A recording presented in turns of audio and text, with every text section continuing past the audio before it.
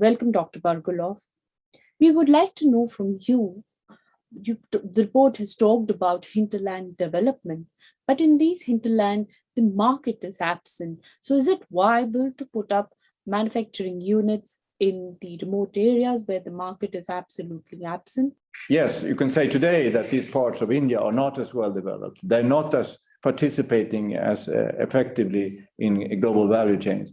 But that it doesn't have to be that way. And we use one example, but it's only one of many examples in China, for example, which has also struggled with this issue, for decades. And almost all of China's industrial history has been, what can we do to develop the interior of China? And now you see, because of some of these infrastructure projects, particularly the railway to Europe, has changed this. So you have Sichuan province, Chengdu, Chongqing.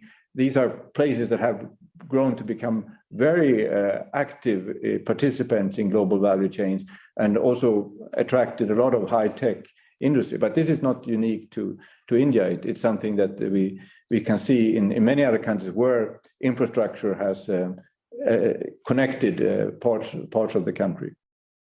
Do you think India has lessons to learn from China, Sri Lanka, Bangladesh, primarily the Asian economies who have done well in economic recovery and also as far as their export markets are concerned? Over the last, say, 20 or particularly the last 10 years, actually, is that emerging and developing countries in general have increased their presence in this global value chain.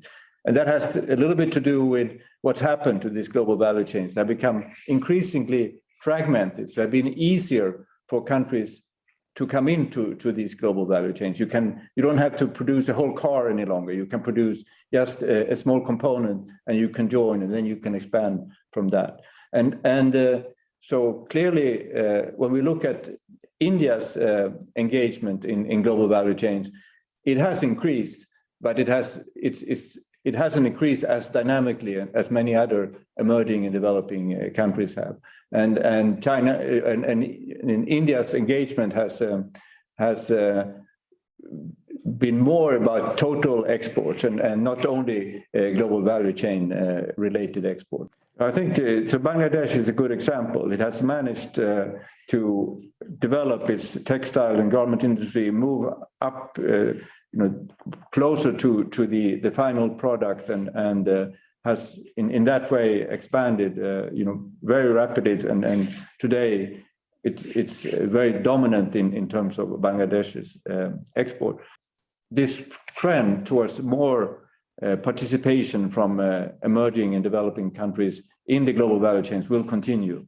And that it will continue this shift away from advanced economies to emerging and developing countries. So I think there are great possibilities for India, and particularly maybe thinking increasingly about the service export, where India has made a lot of progress, how to get that more integrated into global value chains and thinking about how you can break in by offering, because these global value chains are increasingly shifting away from manufacturing towards services and also just information flows. And information flows, of course, are very dependent on digital architecture, and that is an area where India is very strong. How important it is for India to have hinterland development, especially because of the experience which the companies as well as the government saw during lockdown last year, when huge number of migrant laborers traveled back to their villages.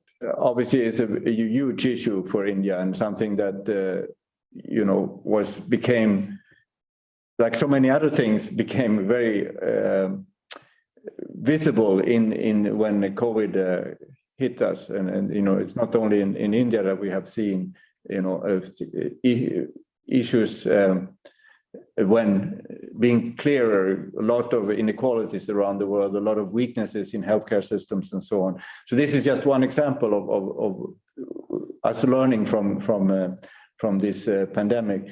Infrastructure is extremely important for creating these opportunities closer to where people live. And it's not the only it's not the only tool you can have to achieve that, but it's I would say it's a necessary but not sufficient tool to get stronger regional development. You also need to create opportunities of other kinds. So you probably also need to have education opportunities, training opportunities, and so on. So and you know, functioning healthcare. So there are a lot of things that are important for people so that they can live and work or work closely to where they want to live. So I mean, there's no single solution to this. You need to think about this as an sort of integrated strategy. And so if you can offer, for example, access to renewable energy, or if you can offer access to, if you can offer access to hydro, for example, hydropower, that's something that can attract businesses from that want to find ways of decarbonizing their production. So again, you need to think about many different dimensions when you are trying to develop remote regions. Thank you for talking to us, Dr. Berglöf. If you like this video, share it and subscribe to Business Standard.